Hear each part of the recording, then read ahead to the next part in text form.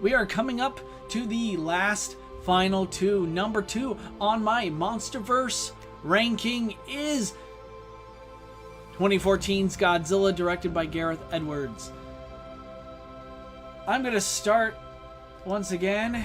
Well, not once again, but I've done this kind of in the past. I want to share a quick little brief story with you guys.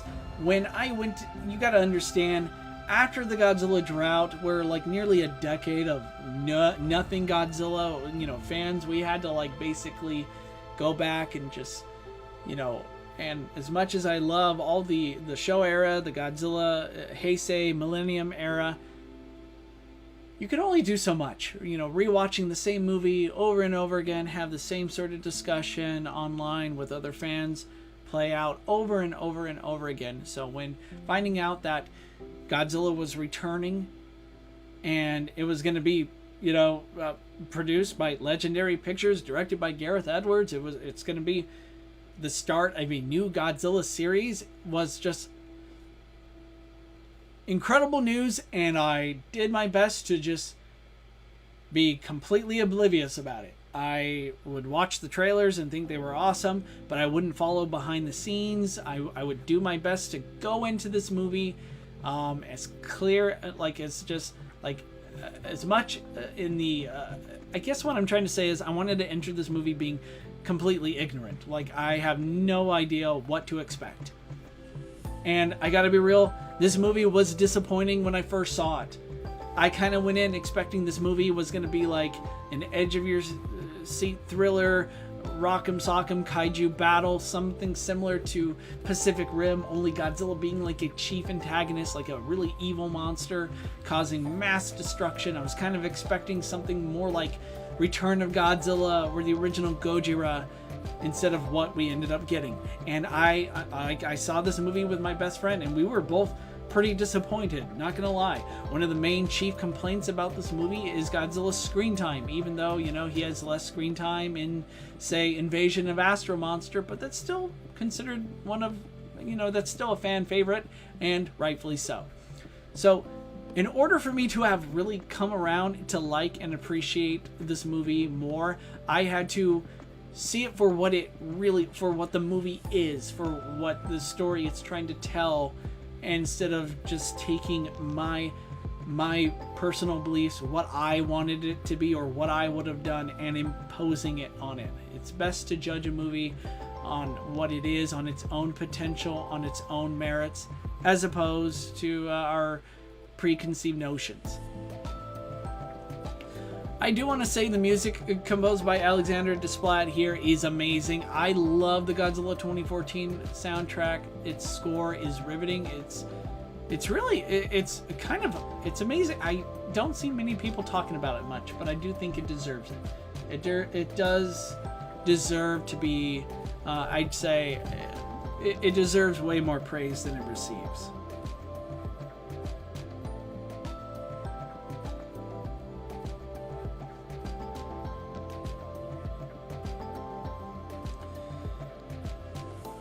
Now, let's get to the next part. So, let's address the Bryan Cranston elephant in the room. Bryan Cranston is a solid actor, one of my favorites, and his character in this movie, Joe Brody, is absolutely an instant hit with fans, and all the more reason why his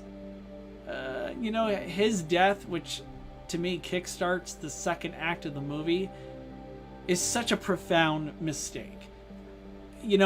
As much as I love this movie, I think it's really important to state that I could talk all day about all the things this movie gets right, and I could clash with all kinds of people who, maybe Godzilla's limited screen time hurts your whatever joy you could feel for this movie, or maybe you don't like the editing or something. But this is something I think you could still love a movie, but still be able to define its faults. You could point out where it went wrong, right? I think Godzilla 2014 is a great Godzilla movie, but what happened to Bryan Cranston, his character, and of course a couple other things about the plot, about the story, is what's truly holding it back from becoming a great, not just great Godzilla movie, but a great film, period. And I mean like on par with the likes of Godzilla -1 and the original Gojira. Now, if you want to know what I think they should have done, check out Up From the Depths' film, where they talk about, you know, how they would have handled Joe Brody as a character. And I don't know if during this time period if they had a 10-year plan for the Monsterverse. It's clear that they were planning on starting something like a Godzilla equivalent to the MCU, but it's such a profound mistake that I think even Gareth Edwards and the filmmakers have acknowledged since then. I mean, Bryan Cranston himself has, acknowledged, what happened to his character. Killing him off early was a huge mistake, and it was. I think it's generally universally agreed upon, and rightfully so. But yeah, check out Up From the Depths. I'm sure that you've heard of them. They're amazing. He goes into more detail about what he would have done with Joe Brody as a character, and his unfortunately his future in the Monsterverse was cut short. And what would have happened if he stuck around? I think that would have made the Monsterverse all the better. With that said, I think a lot of people kind of sleep on Aaron Taylor Johnson's role here, playing Ford Brody. Ford, I mean, a lot of people I've noticed kind of feel like his character is a bit two-dimensional, and I just want to remind everybody, the whole point of his character is, for starters, he's a military veteran. His occupation was disabling bombs on the battlefield, so he's likely dealing with pretty major PTSD, not to mention being a child when he lost his mom in a terrible, just watch the beginning of Godzilla 2014 to see how bad it was, but in something that would go on to divide and fracture his personal relationship with his father. There's a reason why Aaron Taylor Johnson played him the way he did.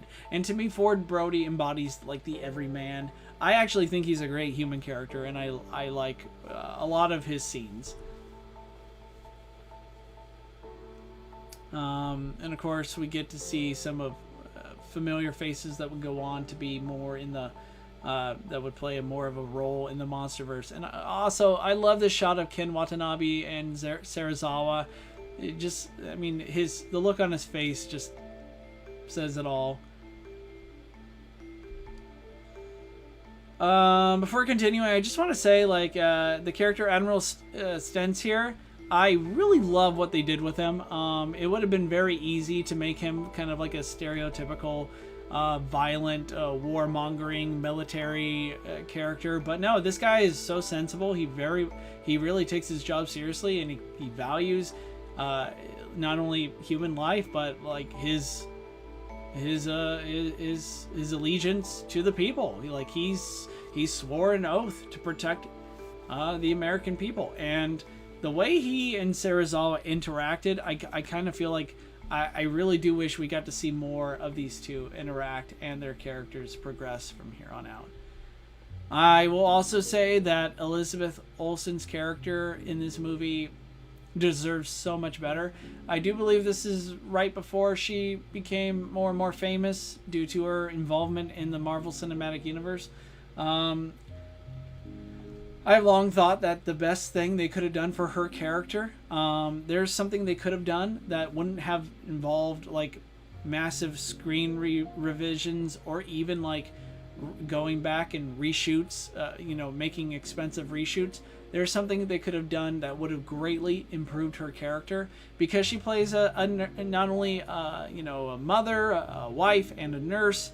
Her entire character pretty much was contingent on basically trying to support Ford. Oh my God, monsters are coming to town. I gotta get my kid out of here. I feel I'm a little bit indecisive. Nothing against Elizabeth Olsen, by the way. She does a fantastic job. It's just that they could have improved her character, and the way they could have done it is how in the film's climax we see Godzilla get we see a skyscraper bury him alive, and the scene cuts to Elizabeth Olsen's character huddling in like a shelter and barely surviving, debris and rubble falling down. And I think what I would have done differently is, it's very simple. I would have had her attempting to save somebody's life during that shot, because to me, she needed more to do, man. And I think that would have been a great to see that, like her husband Ford, who's putting his life on the line, not only for his family, but for the human race. It would have been great to see her kind of mirror that, trying to, put her own safety at risk, put her own life at risk by trying to save another person in need. And that would have been great.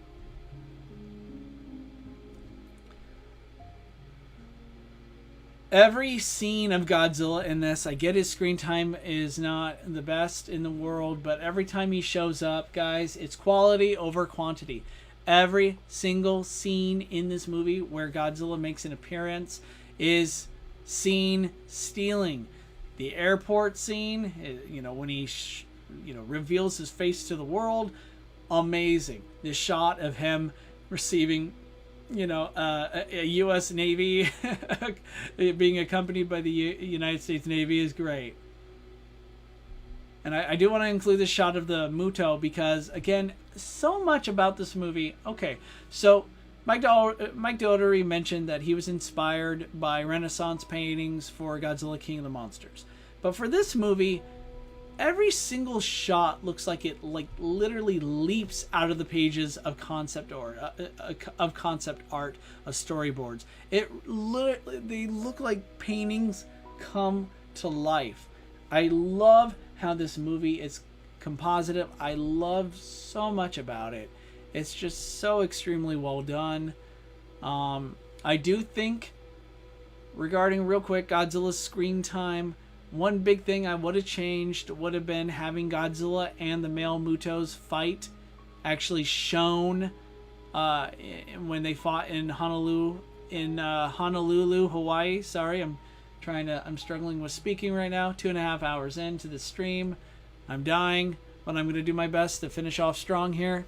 One thing that I would have done differently, of course, is I would have had that fight play out for like 2.5 minutes. Instead of, as soon as Godzilla roars at the Muto, it cuts, and then, we just see the aftermath on some TV news coverage. I kind of feel like, because this movie gets a bad rep for cutting away from the action every time, kind of like here, Godzilla and the Muto are about to close off as our characters, as the humans are fleeing towards underground bunkers.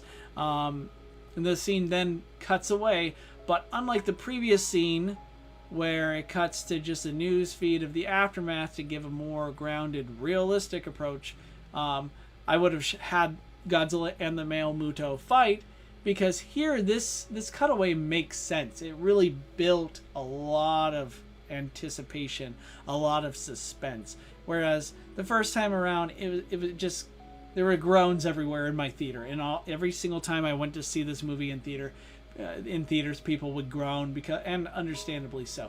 Don't cut away from the monster action. Give us a little bit something, and then later you could really build up the tension. But these are just phenomenal shots. Godzilla here looks like a true force of nature. He still is this sort of like absolute massive presence. I love this shot, for example, right here, because we would later find out, yeah, this is Godzilla, but that's just a tiny little part of him. But he still looks massive here, right? And of course, we find out later it's actually his tail, but you'd be forgiven for thinking this could be just Godzilla standing up out of the water. It's just that his back is facing us, until, yeah, it becomes pretty clear in just a sec that this is his tail. But I love shots like this.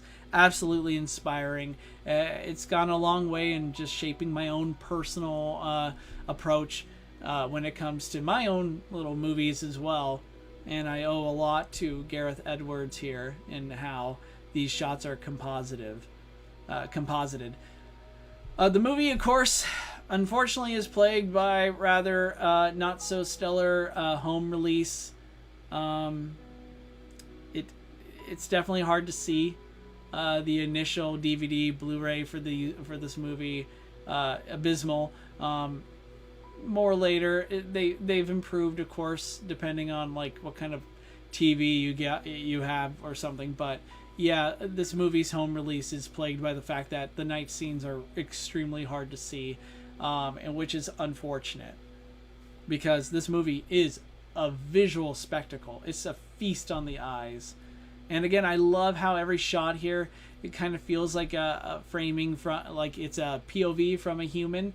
The angle here we have two soldiers who are watching these two gods go to war, and it doesn't feel like, you know, this is an unrealistic framing. This really does feel like we are there, we are immersed, and we're witnessing this for ourselves, and it's just phenomenal.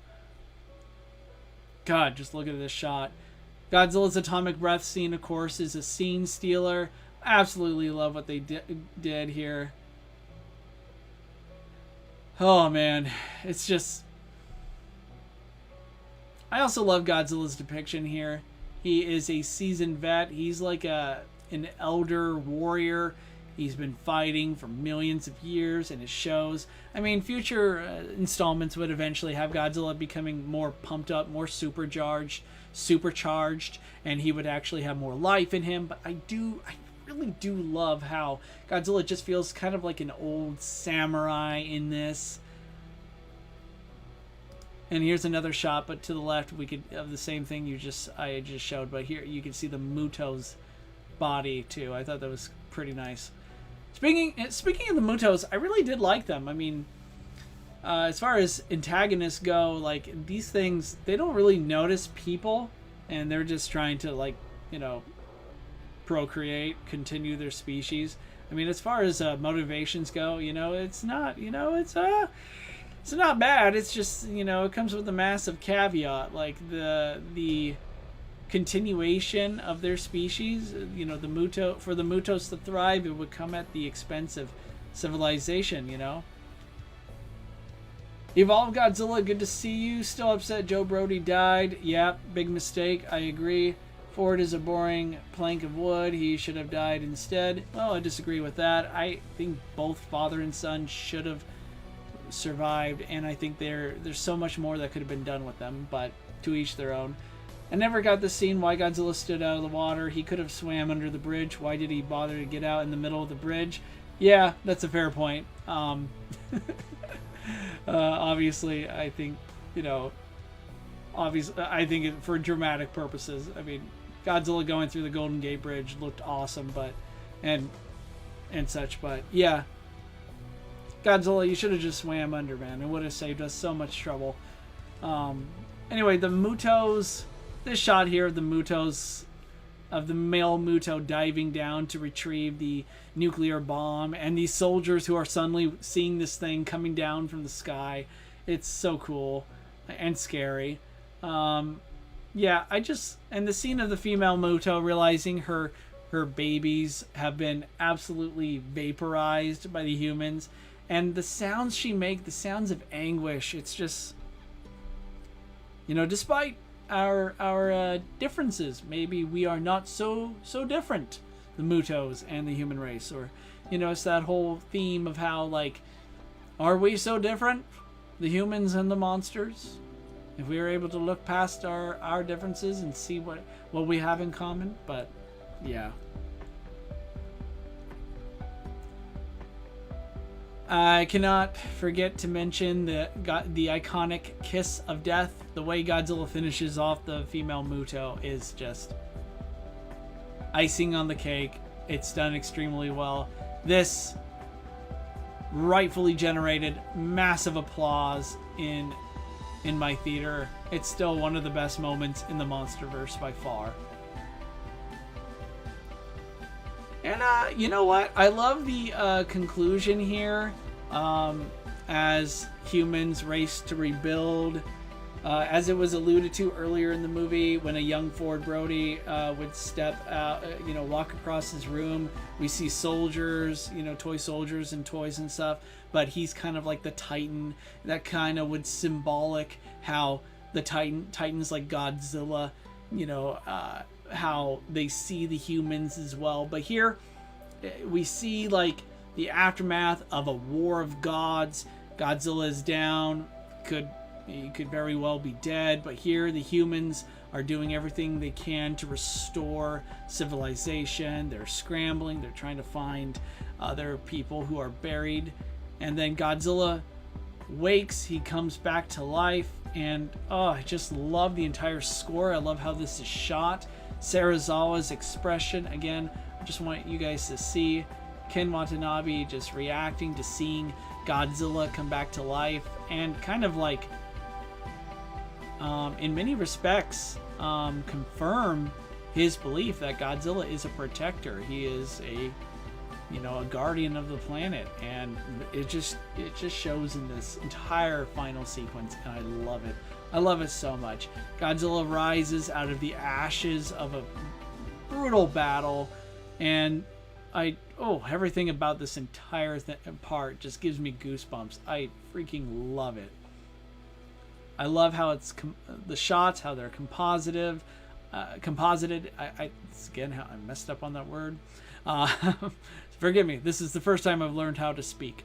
If you look closely, you can even see the Muto blood on him. This is such a, you could see him, it's just such a great sequence. And of course, the question of whether or not Godzilla is the savior of our city.